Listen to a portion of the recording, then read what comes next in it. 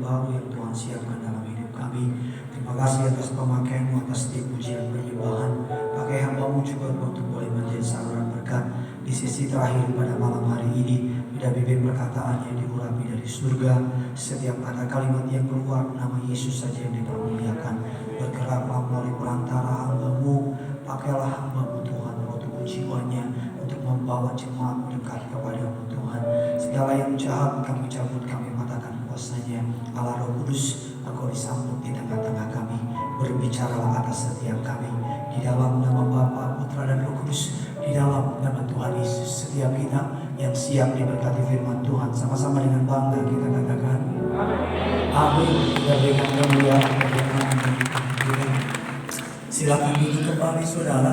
Terpujilah nama Tuhan yang telah mengumpulkan saudara dan saya pada malam hari ini. Terimalah salam dari mimbar ini. Shalom Tiberias.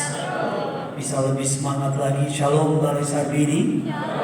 Apa kabar semuanya saudara? Tuhan Yesus itu baik. Amin. Saya boleh melihat tangan-tangan yang bangga punya Tuhan Yesus bisa lambaikan tangan saudara. Kita berikan kemuliaan bagi Tuhan kita saudara. Dalam kesempatan ini izinkan saya bersama dengan keluarga saya mengucapkan selamat Hari Natal bagi saudara dan keluarga. Doa kami kiranya damai Natal senantiasa menyertai hidup saudara dan saya. Amin saudara. Kasih tos kiri kanan saudara, bilang selamat Hari Natal saudara. Haleluya. Cukup kiri kanan, gak usah sampai belakang saudara.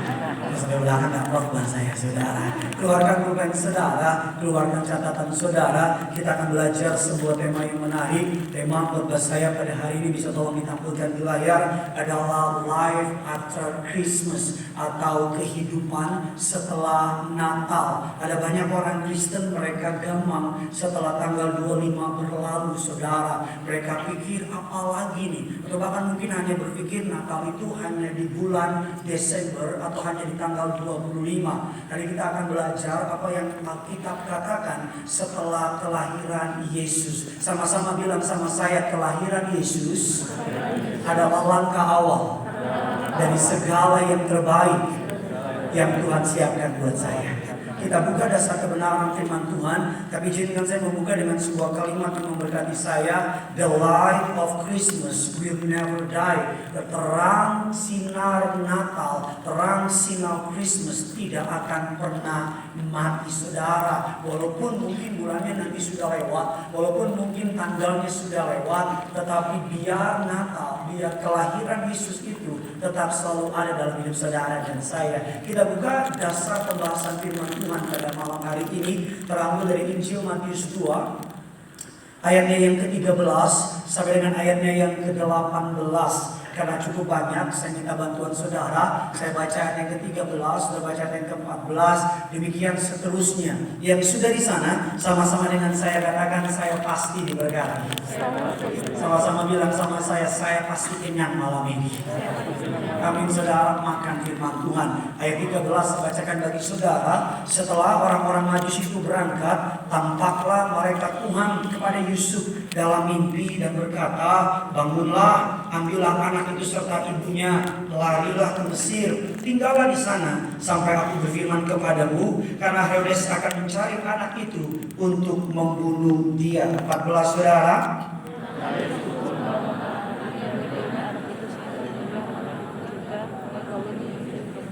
Dan tinggal di sana dengan Herodes hingga Herodes mati. Hal itu terjadi supaya genaplah yang difirmankan Tuhan oleh Nabi, dari Mesir kupanggil anakku. 16 saudara.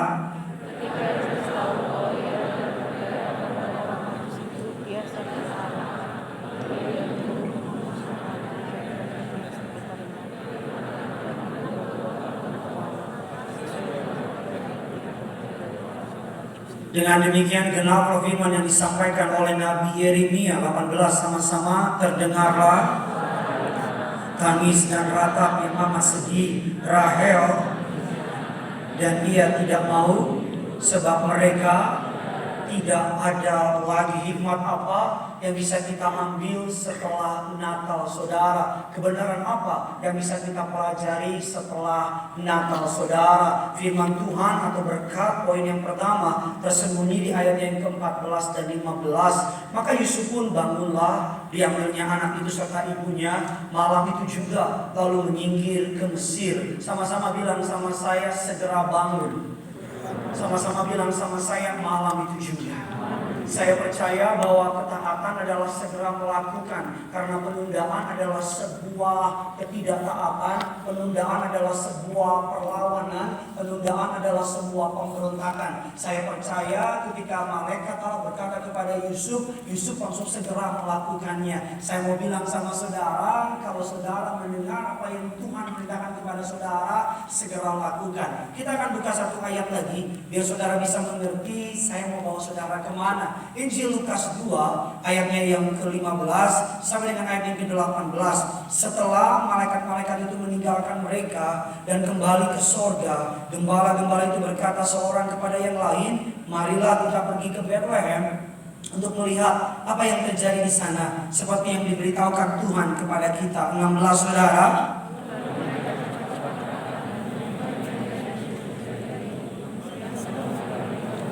Ayat 17 sama-sama kita baca. Dan ketika mereka memberitahukan apa yang telah tentang anak itu, sama-sama bilang sama saya, apa yang saya dengar, apa yang saya terima, akan saya beritakan. Momen apa life after Christmas? Hikmat apa yang bisa kita pelajari setelah Natal ini? Yang pertama saya pelajari, poin yang pertama adalah siap memberitakan pesannya. Tuhan bekerja melalui orang-orang yang siap untuk menyambut pesannya. Saya percaya bahwa setiap saudara di tempat ini pasti pernah merasakan kebaikan Tuhan. Saya percaya Tuhan begitu setia sama saudara. Saya percaya Tuhan begitu sweet sama saudara. Saya percaya Tuhan begitu indah sama saudara. Bahkan saya percaya saudara pasti amat sangat bangga punya Allah seperti Yesus. Katakan amin. Dan saya percaya kalau kita pernah makan di sebuah restoran dan restoran itu enak, harganya murah, pelayanannya the best of the best, kita nggak akan sabar untuk memberitakan kepada orang lain. Kalau kita tahu Tuhan kita begitu hebat, kalau kita tahu Yesus kita begitu luar biasa, kalau kita tahu tidak ada Allah di muka bumi yang pantas disejajarkan dengan Dia, kalau kita tahu di bawah kolong langit ini tidak ada nama yang olehnya manusia bisa selamat hanya melalui nama Tuhan Yesus, saya percaya saudara tidak akan pernah disuruh, saudara tidak akan pernah diminta untuk disuruh, karena dengan sendirinya saudara akan memberitakan bahwa Yesus itu luar biasa. Kalau saudara pernah makan di sebuah restoran Padang, itu enak restoran Padang, itu rendangnya enak banget, belum dimakan aja udah kenyang, buah bisa aja. Ya kan saudara, kalau kita sudah merasakan itu, maka kita pasti akan memberitakan. Kita buka satu ayat, biar saudara bisa mengerti lagi apa yang saya maksud. Injil Lukas 15, ayatnya yang ke-7. Yuk sama-sama kita baca. 3, 2, 1, ya. Aku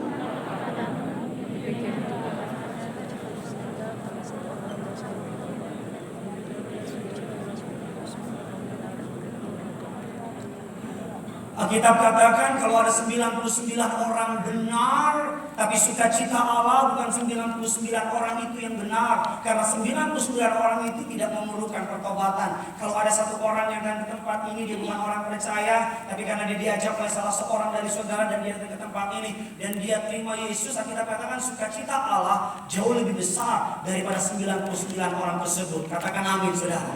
Karena misi adalah jantung hatinya Tuhan. Misi adalah jantung hatinya Tuhan. Yesus sampaikan kepada dunia bahwa Yesus satu-satunya jalan keselamatan. Kemarin Natal saya senang banget. Saya cukup bahagia. Mengapa? Karena setidaknya sebagai hamba Tuhan, apa yang saya ajar bertahun-tahun ini, jemaat cukup meresponnya. Saya khotbah di GCP dan kita semua tahu Natal itu saudara momen di mana Kristen-Kristen Nataru muncul ke permukaan. Ya kan saudara, Kristen-Kristen kapal selam, ya kan saudara, muncul di permukaan. Kemarin di GCP dia diminta ampun penuhnya saudara. Saya ke BCP khotbah, itu jemaat di depan BCP penuh banget saudara. Saya lewat seperti Musa membelah laut merah. Nggak bisa dilewatin. Jadi ketika saya lewat ada ibu-ibu teriak, Pak Pendeta, bawa saya masuk ke dalam. Bagi saya ini pacarnya apa sih saya? Saya mengucap syukurlah cuma terlambat masuk gereja, jangan sampai terlambat masuk pintu surga, ya kan saudara. Jadi long story short, ketika saya lagi masuk, lagi ramai begitu, ada jemaat yang teriak gini, Pak Pendeta, saya ini bukan orang Kristen, saya ini orang Muslim, saya kesasar. Saudara kan kalau dengar perkataan itu kan itu menarik perhatian saudara kan. Jadi saya deketin, ini apa nih, what the meaning of the maksud. Jadi kan saya deketin dan saya bilang, maksudnya apa sih? Saya bilang gitu. Iya Pak, berapa tahun yang lalu ternyata dia cerita, dia bukan orang Kristen. Dia datang ke BCP, nggak tahu dari mana, dia kesasar masuk ke gereja, dan mulai hari itu dia terus ke gereja. Dan dia bilang, hari ini saya bawa teman-teman saya, biar sama-sama kesasar sama saya. Saudara, saya mau bilang, itu yang Tuhan mau. Karena selalu saya mau bilang, sakit itu sementara, miskin itu sementara, masalah itu sementara. Tetapi surga atau neraka itu kekal. Kita harus berfokus pada yang kekal. Karena Tuhan lebih tertarik pada jiwa saudara, lebih dari segala semua masalah saudara. Ada lagi kisah saudara, jemaat di CBD, seorang jenderal bintang 1 polisi. Dia WA saya di mana tadi bilang, Pak Pendeta, saya bawa teman-teman saya Matra dari AD dan sebagainya, tolong didoakan. Saya kan senang. Ada juga jemaat bilang, Pak Pendeta, saya bawa ART saya yang itu saudara. Dia bawa untuk duduk, tolong. Ada juga teman-teman, bahkan ada di tempat ini beberapa tahun yang lalu, jemaat yang suka DM sama saya, seorang anak muda, suka dugem, suka mabok. Bahkan dalam dugemnya, dalam mabuknya, dia DM saya, Pak Pendeta, ini teman-teman lagi pada tipsi nih katanya. Tiba-tiba pada bocor, Pak Pendeta. Ini mereka agama asli, anak gaul Jakarta. Jadi lagi tipsi-tipsinya dibilang, Pak Pendeta, teman saya pada curhat, tolong bagi ayam untuk berkati mereka. Nah, saya kan nggak tahu setiap orang bisa dipakai Tuhan kan. Dan beberapa waktu kemudian dia WA saya, Pak Pendeta, dia saya, Pak, kami bawa ke Sarbini, teman-teman bukan orang Kristen, kita bawa ke Sarbini. Sarbini kan banyak nih bukan orang Kristen. Dan dia bilang, saya bawa ke Sarbini. Saya bilang, saya tahu. Lu kok tahu? Iyalah, karena jemaat baru biasanya orang kalau ke Sarbini kalau begini-gini nih. Itu cuma 2 kemungkinan. Pertama jemaat baru, kedua copet.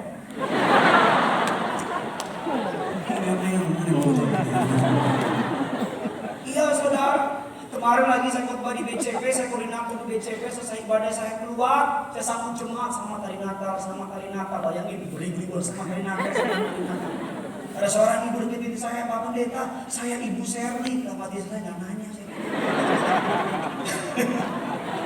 Terus dia bilang gini, Pak Pendeta, kelak ibu. Pak Pendeta, saya 2 tahun yang lalu kena kanker. Dokter bilang kanker saya dan sebagainya. Tapi semenjak saya kenal Tiberias, Pak Pendeta, saya perjamuan kudus, saya suka didoain sama Pak Pendeta, saya suka ikut live streaming Pak Fahri Haji. Saya udah cek 2 kali, puji Tuhan Pak Pendeta. Beberapa hari sebelum Natal saya cek. Saudara, jika saya cek Pak Pendeta, kanker dalam tubuh saya tidak ada sama sekali. Amin saudara. Saudara, saya kasih cerita. Saudara, saya kasih kesaksian. Ada di tempat ini seorang 2 anak muda, dua-duanya dokter, melayani saudara. Mereka bukan jemaat Tiberias tadi. Mereka orang yang suka suntik-suntik vaksin itu saudara. Jemaat Tiberias kan disuntik sama dia. Dan jemaat Tiberias mulutnya mereket semua kan. Suka ngomong, jadi ketika lagi disuntik segala macam, itu teman ini bilang, ayo ke Tiberias, ada pendeta tuh, boyband Korea. Somebody, look at you, I like that. Najis.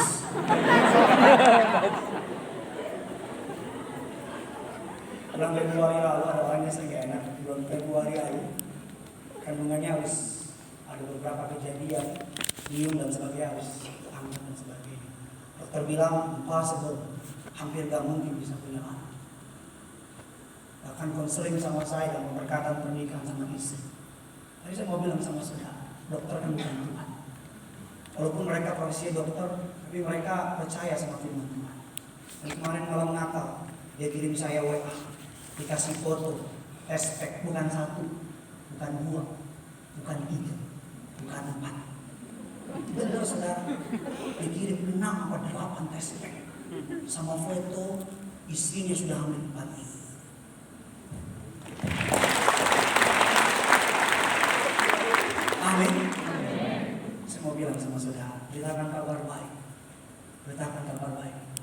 agar kebaikan, saya mau bilang ya, kalau kita sering ceritain soal kebaikan Yesus sama hidup kita, kita suka bilang sama orang, Yesus buat ini sama saya, Tuhan tolong saya, Tuhan bantu saya mau bilang sama saudara, Dia akan buat hari demi hari ada banyak hal-hal yang baru diberikan dalam hidup saudara. Ada cerita yang baru, ada misi-misi saudara.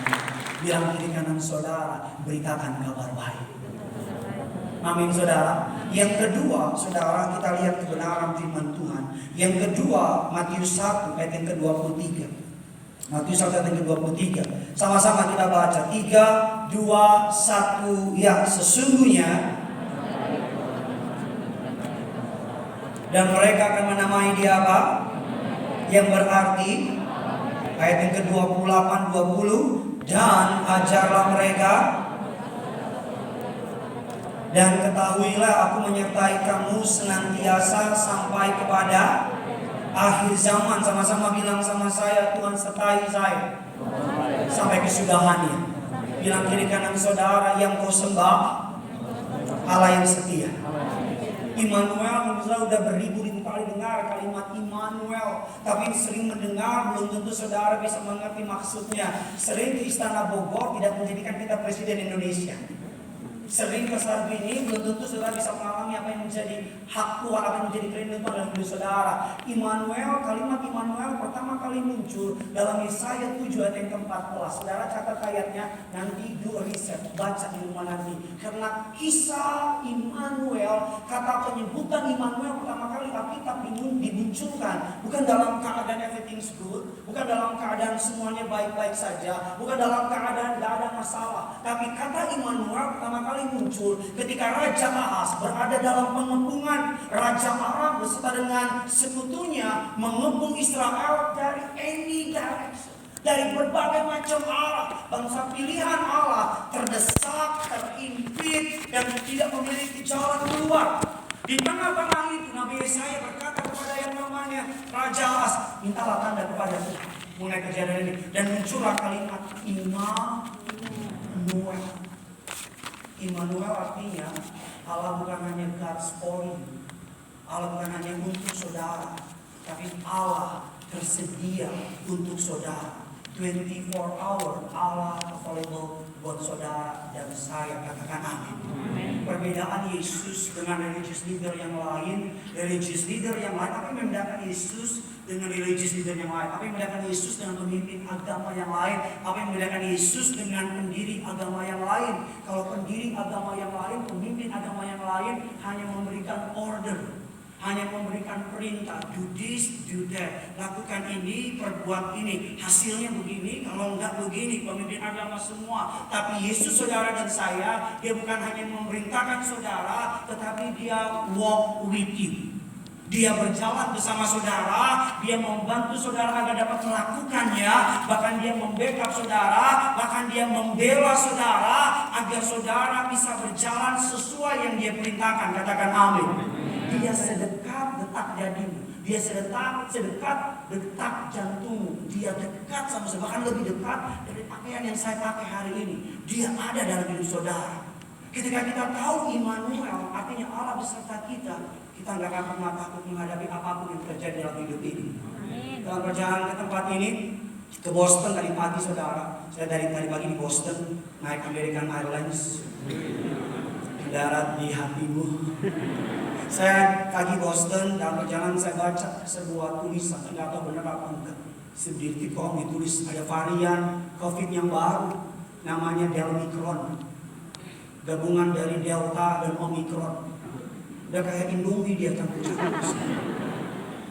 Katanya Delta ini lebih begini, Omicron ini begini. Saya mau baca. Saya bodoh amat lah. Bukan saya nggak menghargai sains, tapi saya tahu kok apapun yang terjadi, ending dari kehidupan orang percaya, ending dari masalah orang percaya, ending dari tantangan orang percaya, pasti mukjizat kemuliaan bagi Tuhan. Bilang kiri kanan saudara, bilang kiri kanan saudara. Bilang kiri kanan saudara, ending dari masalahmu adalah mukjizat. Bilang sama yang baru ngomong, ending dari tantanganmu adalah kemuliaan. Kita kalau nonton film, kalau kita udah tahu endingnya, kita takut ya? Tegang nggak? Karena we know, kita tahu ini. Tadi malam saya kan nonton si Indonesia Singapura kan. Wah itu astagfirullahaladzim. Minta ampun. 1-0 1-0. Kartu merah, Garuda di dadaku. Tiba-tiba babak pertama ending dibalas. Ya ampun saya bilang. Udah dibalas babak kedua, tendangan bebas. Masuk lagi. Saya keliru sih. Masuk dengan bebas. Dibalas sama Indonesia. Mantap nih yang isi kublukan. Udah habis itu saudara menit 90. Penalti lagi. Saya langsung bangkit dari bangku saya. Saya jadi pendoa siapa aku di bangsa Indonesia. Iya tadi istri saya. Jadi ketika lagi tendang, saya bilang bengkok loh. Itu saya percaya ditepis karena doa saya. Iya saudara, kita doa lah. Ada jemaat di media sini pemain timnas lah. Jadi sebelum main dia urapi itu gawang. Jadi kita nendang niu. Bukan karena hebat, karena Tuhan bikin bengkok kakinya. Lihat tadi malam dibuktikan pendoa syafaat Indonesia lebih mantap daripada syafaat di Singapura. Iya. Ya kan habis itu kan 2-2 kan kartu merah lagi 9 orang lah mati saya Tuhan. Ini kalau sampai kalah sama 9 orang Tuhan. Ya ampun malunya minta ampun. Saya sih dipanggil sama pelatih Sintayong. Tapi saya bilang mohon maaf itu hari Natal saya nggak bisa. Kalau mau diundur saya datang. Iya itu Sintayong bukan Sintayong. Saudara kan hidup orang Kristen seperti itu kan. Ada tantangan, ada alangan, ada rintangan. Unggul sebentar, musuh samain. Ngerasa kuat sebentar, jadi lemah lagi. Tapi kan kita tahu ending-endingnya kemenangan. Amin saudara. Papa saya pagi-pagi telepon saya. Aduh nak, puji Tuhan nak, Indonesia lolos ke final. Menegangkan, iya menegangkan Pak. Papa nonton nggak? Enggak. Terus Papa itu dari mana? Papa baca detik.com nak. Ini Papa lagi nonton ulang nak. Memang nak, seru banget. Papa tegang nggak? Enggak. Kan Papa udah tahu hasilnya. Kenapa Papa saya nggak tegang? Udah tahu hasilnya. Kenapa Papa saya nggak takut? Kenapa ketika ada penalti Papa saya tenang pasti jatuh? Bukan karena dia diurapi Tuhan. Karena dia udah tahu. Kenapa Papa saya nggak takut, nggak khawatir? Karena dia udah baca di dokter. Prinsip yang sama bisa terapkan dalam hidup saudara. Kenapa kita nggak takut ketika ada masalah? Kenapa kita nggak gentar ketika ada tantangan? Kenapa kita nggak minder ketika ada masalah? Karena kita juga sudah baca di Alkitab saya tertulis, saudara dan saya bukan saja pemenang, tapi Alkitab saudara dan saya menuliskan, saudara dan saya adalah orang-orang yang lebih daripada pemenang. Anak-anak muda, jangan takut. Kalau engkau sudah menikah, Pak gimana nih Pak mau cicilan rumah? Papa nggak takut. Ada uangnya? Nggak ada. Tapi nggak takut dari mana? Papa juga nggak takut. Anak-anak muda jangan takut. Kalau kau belum punya pasangan hidup, udah menikah, lu masih jomblo. Aku tidak takut. Tapi aku kesepian.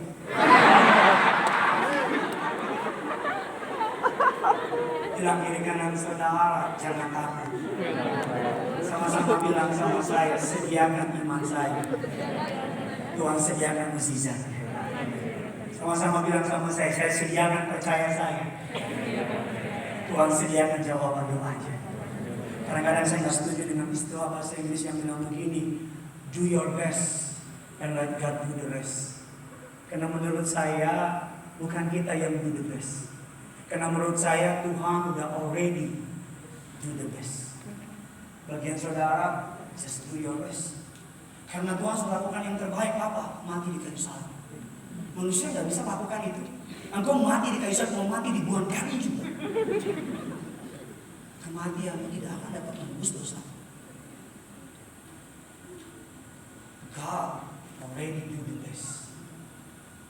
Apa bagian saya Pak Pendeta? Setiap hari Minggu jam 7 malam datang ke saya. Amin. Apa bagian saya? Setiap kali saya antri, saya nggak boleh banyak ngomong. Setiap kali ditempel di sini terserah. Yang penting gue ibadah. Tuhan sudah melakukan yang terbaik bagi murid-murid. 2022 tidak ada yang perlu takuti. Karena Tuhan sudah ada di sana. Saudara, Tuhan sudah ada di sana. Yang ketiga, yang terakhir saudara. Saudara diberkati, amin. Kita lihat yang ketiga, yang terakhir, terambil dari firman Allah dalam Injil Matius 1 ayatnya yang ke-20. Sama-sama kita baca pada saat ini. 3, 2, 1, ya.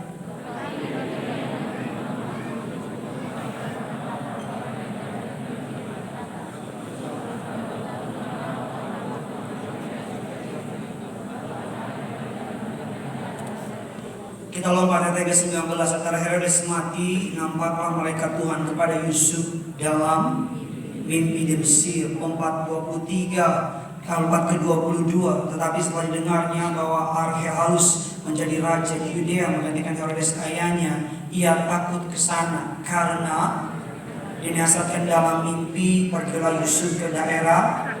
Kejadian 20 ayat yang ketiga. Tetapi pada waktu malam Allah datang kepada Abimelek dalam suatu mimpi. Ayub 33 14 sampai dengan ke-18. Karena Allah berfirman dengan 1-2 cara, tetapi orang tidak memperhatikannya. Dalam mimpi, dalam penglihatan waktu malam, bila orang nyenyak tidur, bila berbaring di atas tempat tidur. 16 saudara, maka dan mewujudkan mereka dengan teguran ayat yang ke-17 untuk menghalangi manusia daripada perbuatannya dan melenyapkan kesombongan. 18 is really good, sama-sama kita baca. Untuk menahan nyawanya daripada liang kubur dan hidupnya. Saya percaya 5 after Christmas, apa yang bisa kita pelajari setelah Natal? Yang pertama adalah siap menyambut pesannya. Jangan egois. Hidup ini bukan tentang engkau saja. Karena saya pernah bilang dalam bahasa Inggris, saya berefresh saudara, ada beberapa tahapan dalam hidup orang percaya. Yang pertama adalah tahapan dependable. Apa itu dependable? Bergantung sama orang tua. Disebut dengan bayi, disebut dengan anak kecil. Setelah itu disebut dengan istilah independen, baru bisa sendiri. Setelah itu disebut dengan istilah interdependable. Artinya apa? Kalau tadinya independen sendiri tentang diri, tapi ketika interdependable, artinya dia sudah bisa berbuah. That's why di momen ini orang udah boleh nikah. Yang paling bahaya masih di momen ini dependable, walaupun badannya tua, berewokan, kumisnya banyak, tapi masih kayak anak kecil. Orang yang model kayak begini nih, yang fly victim, yang egois, yang sensi, mental queen, mental raja, nggak mau ngampunin, nggak mau ngalah, jangan nikah. Karena kalau engkau nikah, engkau cuma bikin ribet, pendeta. Mental yang kedua independen, yang masih mikirin diri sendiri juga, udah cukup dewasa, tapi belum siap untuk menikah. Menikahlah dengan orang yang sudah di level interdependent. Dia sudah siap, dia siap berbuah. Ketemu dengan calonnya, bentuk keluarga, menghasilkan keturunan. Yang kedua, Life After Christmas bicara mengenai Allah Tuhan kita datang untuk senantiasa menyertai kita. Rasanya ini ayat yang paling sulit di Alkitab. Immanuel, Allah beserta kita. Allah selalu ada buat kita. Dan yang ketiga, yang terakhir, saya percaya bahwa Allah tetap bicara sampai hari ini. Ada orang diberi karunia mimpi. Kalau saudara punya karunia mimpi, saudara bisa tahu bagaimana cara Allah berbicara dengan baca firman saudara, baca Alkitab. Atau yang paling gampang, itu sedang saya. Ketika engkau percaya Yesus, di dalam dirimu Allah mempelak itu, Allah nempelin sama saudara, Roh Kudus, Holy Spirit. Yesus bilang demikian, aku pergi ke Bapa, dia akan datang setelah dari aku, seorang penolong sudah ada dalam hatimu. Dia ready. Kalau saya boleh ibaratkan hidup ini adalah sebuah journey, sebuah perjalanan. Tadi saya dari Citagalan kemarin, dia bisa nyalain bus. Balai Salbi, berapa menit saya bilang? 30 menit bang. Oh iya. Kan di WS ada suara ya, 500 meter belok kiri. Kita dikasih lihat, jangan lewat sini ada macet dan sebagainya. Kenapa WS tahu? Karena WS satelit. Dia lihat, dia ngecek, dia dikasih tahu kita. Di iPhone ada namanya Siri. Hey Siri. Di Android ada namanya Google Assistant. Saya nggak tahu. Roh Kudus juga seperti itu. Ketika Tuhan bilang aku nggak pernah ninggalin kamu, ini. Ketika Tuhan bilang aku nggak pernah ninggalin kamu, aku selalu ada buat kamu. Dia sungguh-sungguh ngomong itu. Karena dia berikan Rohnya yang kudus sama saudara. Tersedia bagimu dari dulu ketika engkau percaya Yesus.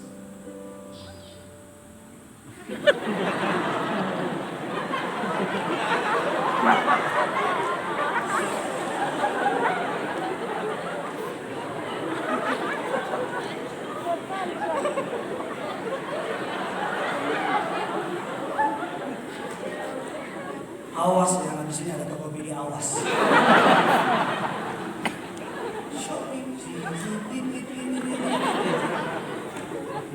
Sound phone.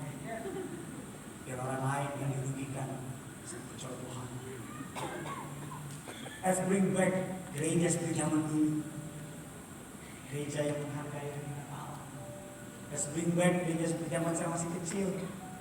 Ibadah jam 6, jam 7, jam setengah 6 di standby. Mari kembali kita hargai Tuhan pada posisi. Ya Raja dan segala Raja. Roh Kudus sudah ada dalam diri saudara. Kau tidak mengaksesnya anytime. Perbedaan tubuh kita dengan Roh Kudus. Tubuh kita kalau nggak dikasih makan, dia akan makin keren. Dia kasih alarm, dia kasih informasi, capek, batuk, ngantuk, sakit. Tubuh kita kalau nggak dikasih makan, dia akan kasih tahu, something wrong with your body. Ada yang salah nih sama badan kamu. Tidak kayak gitu. Roh Kudus berbeda. Kalau tubuh nggak dikasih makan, dia teriak. Tapi Roh Kudus, kalau dia nggak dikasih makan, dia nggak teriak. Karena dia pribadi yang lembut. Kalau dia nggak dikasih makan, pelan tapi pasti, suaranya makin sama, udah, dan tiba-tiba dia diam. Ada terlalu banyak suara di dunia ini. Kita hidup di bumi, kita hidup di masyarakat yang terlalu demon face, terlalu banyak voice, terlalu banyak banget teman kita, orang kita semua, sampai-sampai saking bisingnya suara di sekitar kita, suara Roh Kudus bisa dengar lagi. Ada seorang pengusaha properti telepon saya, dia bilang, Pak, saya mau beli rumah di daerah BSD komplek, nama apa saya nggak tahu. 500 meter Pak, harga pasaran 22 M katanya. Seberapa mau? Tapi ada yang jual lagi BU Pak, harganya 16 M. Seberapa? Wah, untung dong Bu, beli aja untung 6 M. Tapi Pak, saya lagi tanya Roh Kudus. Saya kan penasaran karena saya selalu berpikir kita bisa belajar dari siapa. Gak harus jemaat ke pendeta, saya pun bisa belajar dari saudara. Saya tanya, bagaimana tanya sama Roh Kudus itu? Terus Ibu bilang ini sama saya doa. Saya bilang, Roh Kudus, saya ditawarin rumah, harganya 22 M masalah, tapi orang lagi BU jualnya 16 M. Roh Kudus, kasih tahu saya, kalau boleh kasih tanda, kalau enggak juga kasih tanda. Saya beri nama itu menghormati Tuhan. Saya beri nama itu menghargai Tuhan. Dan mentang-mentang punya duit, langsung apa saja. Saudara, gak semua yang baik itu benar. Gak semua yang baik itu datang dari Tuhan. Gak semua yang baik itu benar-benar baik buat saudara. Karena iblis kadang-kadang dia cover up, dia tutup kelihatannya baik. Baik belum tentu benar, tapi benar itu pasti baik. Yang baik belum tentu dari Tuhan, tapi yang benar pasti dari Tuhan. Tahu maksud saya? Kita anak muda, kita pikir ya baiklah, oke lah, inilah. No. Bahkan saya sama istri pun pergantian tahun ini, kita berlutut sama Tuhan. Kita bilang, Tuhan, Roh Kudus yang manis, kita anak ya Bapak. Gak ada orang tua yang seneng ya, pasti semua orang tua seneng kalau anak nanya sama papanya, Daddy, what should I do? Papa, aku gak tahu mau apa. Papa, aku mau buat ini, gimana menurut kamu? Bapak di surga melalui karya Roh Kudus, dia menanti engkau untuk ajak dia ngomong. Sama seperti kita tinggal di satu rumah dengan orang, kita numpang di rumahnya, kita hidup dari kebaikan rumah orang itu, kita dilindungi sama yang punya rumah itu, tapi setiap kali kita datang ke rumah itu, kita gak pernah ngomong sama orang itu. Kita cuma menikmati kebaikannya, kita cuma menikmati tumpangan, kita cuma menikmati perlindungan. Tapi setiap kali saudara sampai di rumah, kau sibuk sama ibu, dan yang punya rumah gak pernah kau ajak ngomong. Setiap kali yang punya rumah mau ngomong sama saudara, saudara bilang, sorry, I'm too busy today, terlalu banyak meeting. Kita ngomong dengan saudara ya, oke? Udah malam, kau udah dibuat dunia, udah burn out, udah dibuat dunia capek. Ketika malam, dia mau ngomong sama saudara, dia mau bilang begini, temanmu yang kelihatan baik itu, ada yang salah sama dia. Tapi karena kita terlalu capek, kita bilang, enggak. Bukankah kita terlalu naif, mengizinkan mengambil keputusan berdasarkan panca indera kita, berdasarkan apa yang kita lihat, berdasarkan apa yang kita dengar, berdasarkan apa yang kita rasa. Karena kita semua tahu apa yang kita lihat gak selalu seperti yang terlihat. Betul apa tidak? Karena manusia yang menampilkan apa yang baik, apa yang mau ditampilkan sama saudara. Manusia rajanya pencitraan. Di depan saudara dia akan kelihatan really good, nice banget sama saudara. Dia yang menampilkan apa yang ingin diperlihatkan sama saudara. Kalau kita mengambil keputusan berdasarkan apa yang kita lihat, kita bisa ketipu. Kalau kita mengambil keputusan berdasarkan apa yang cuma kita dengar dari telinga manusia kita akan semua tahu banyak cerita yang kita dengar sudah ditambahin hubungan. Atau kita mengambil keputusan berdasarkan apa yang kita rasa. Sudah berapa kali perasaan kita bohongin kita. Kayaknya baik nih, ternyata bohong. Kayaknya jodoh nih, ternyata enggak. Saya kasih jembatan buat saudara mempersiapkan tahun yang baru. 2020 menjadi tahun yang indah, tahun yang luar biasa, tahun yang penuh berkat dan mukjizat. Kalau saudara mau dengar sama Tuhan, saudara mau nempel sama Tuhan, doa saya, apa yang terhilang di tahun-tahun yang baru dikembalikan Tuhan di tahun yang baru 5 kali ganda. Sama-sama kita bangkit berdiri sama Tuhan. Dan banyak yang diberkati firman Tuhan bisa lambaikan tangan saudara. Saudara tahukah ini minggu terakhir di tahun ini? Engkau beribadah di minggu terakhir di tahun 2021. So give it your best. Kasih yang terbaik buat Tuhan. Sama-sama taruh tangan kirimu di dada, angkat tangan kananmu di hadapan. Sama-sama kita datang sama. Haleluya.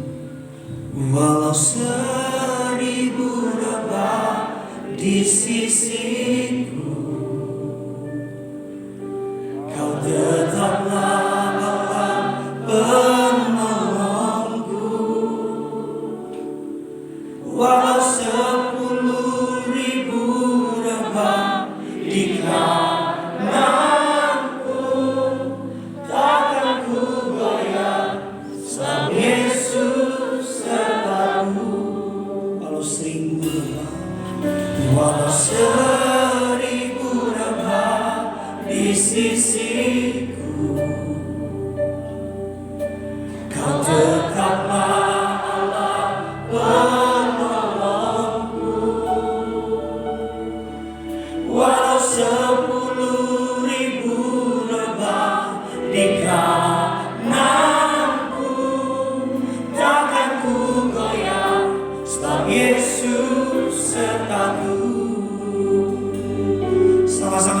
berikan tepuk tangan yang luar biasa. Sama-sama kita angkat lagi. Tiada pernah ku ragukan kasih setiamu ya Tuhan. Setiap waktu dalam hidupku tak pernah kau tinggalkan. Meski langit nampak suram, meski langit nampak suram, dengan awan gelap pun menghadap,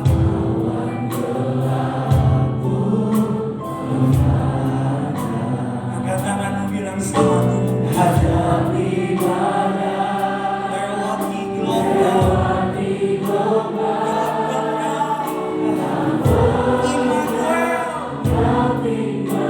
bagi saudara dan saya. Mari sama-sama balik saat ini. Angkat kedua tanganmu. Di minggu terakhir tahun ini, walau seribu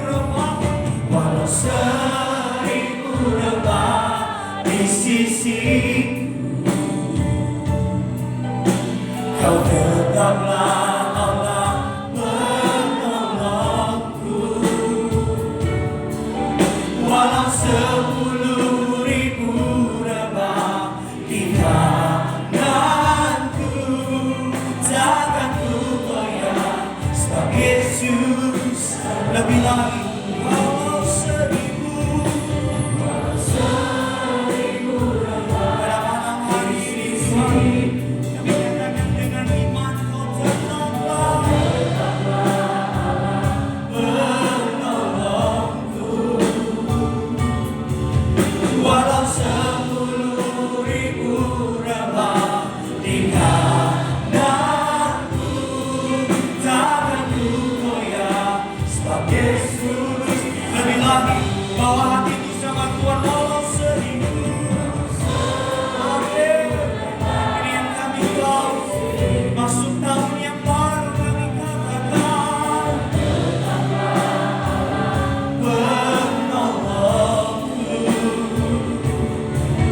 Walau 10.000 rebah di kananku, takkan ku goyah, sebab Yesus. Mari sama-sama kita berikan kemuliaan, tepuk tangan bagi Tuhan kita pada saat ini sama-sama. Walau 1000 rebah di sisiku, kau tetaplah Allah penolongku. Walau 10.000 rebah di kananku, takkan ku goyah, sebab Yesus.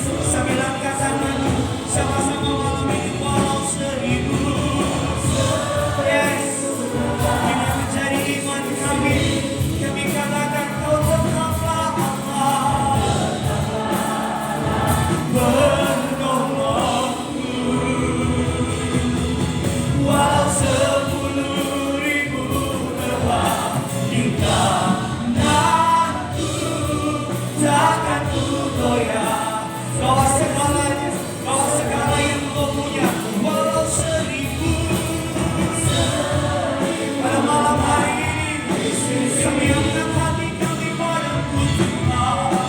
Kau tetaplah Allah penolongku. Walau 10.000 rebah, takkan ku goyah. Mari sambil angkat tanganmu buat di hari kau ini. Walau 1000 rebah di sisiku, kau tetaplah Allah penolongku. Walau 10.000 rebah di kananku, takkan ku goyah. Setiap tangan terangkat, setiap mata tertutup, bilang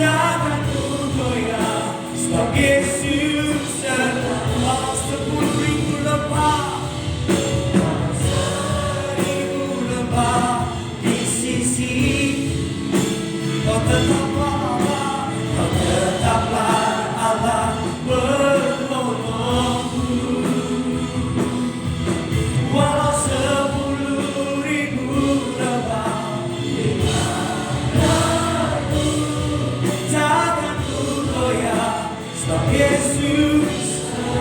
Baik sama-sama bilang walau seribu rambut, walau seribu rambut di sisiku,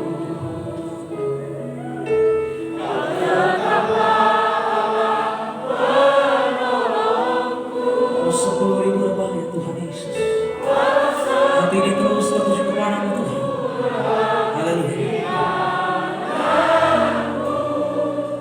Takkan ku goyah sebab Yesus sertaku. Yang percaya Tuhan Yesus semua serta berikan tepuk tangan yang luar biasa. Haleluya. Kami mengucap syukur Tuhan Yesus untuk kasih-Mu yang begitu melimpah dalam kehidupan kami. Iman kami dipanggilkan malam hari ini. Kami di sana Tuhan. Kami punya Tuhan yang begitu mengasihi setiap kami, yang selalu menyertai, menguatkan setiap kami Tuhan Yesus. Hari ini Tuhan, lebih lagi kami mau lebih mengasihi Tuhan dalam kehidupan kami. Berkati setiap umat-Mu Tuhan menjadi pelaku-pelaku firman Tuhan. Sertai, kuatkan, ajar terus Tuhan sepanjang hidup kami. Dalam nama Yesus, dengan sukacita kami juga rindu Tuhan untuk boleh memberikan persembahan kami yang terbaik untuk boleh memberkati pelayanan gereja kami, Gereja TBS Indonesia. Tuhan berkati setiap tangan memberi, bahkan yang belum bisa memberi Tuhan. Kami percaya, kami tahu Tuhan kebenarannya.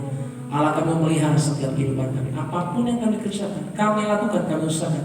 Kami berserta dengan Tuhan Yesus. Tuhan pasti buat kami berhasil. Dalam nama Yesus. Kita yang mari sama-sama katakan. Tepuk tangan yang paling besar. Selamat kembali duduk, saudara kasih.